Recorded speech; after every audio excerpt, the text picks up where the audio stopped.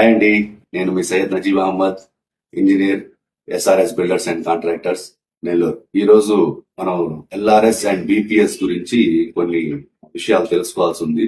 ఏంటంటే ఇప్పుడు మన ఏపీ గవర్నమెంట్ ఏం చేసిందంటే దీంట్లో డెడ్ లైన్ ఇచ్చున్నారు. డెడ్ లైన్ అంటే ఆఖరి తేదీ ఎప్పుడు?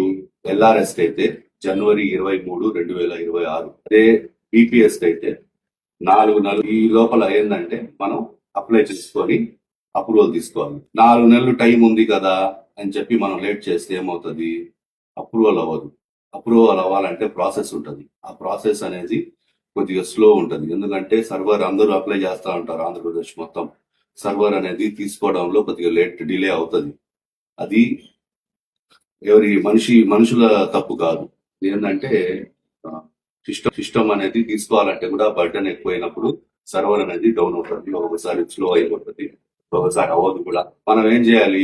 ఆఖరి తేదీల్లో కాకుండా ముందస్తుగా మన దరఖాస్తు చేసుకొని దీన్ని మీరు సద్వినియోగం చేసుకొని యాజ్ సూన్ యాజ్ పాసిబుల్ మీరు అంతా అప్లై చేసుకొని, ఎవరైతే ల్యాండ్స్ ప్రాబ్లం లో ఉన్నారో వాళ్ళు, ఎవరైతే బిల్డింగ్ ప్లాన్ లేదో వాళ్ళు త్వరగా అప్లై చేసుకొని ఈ అవకాశాన్ని ఉపయోగించుకుంటారని కోరుకుంటున్నాను.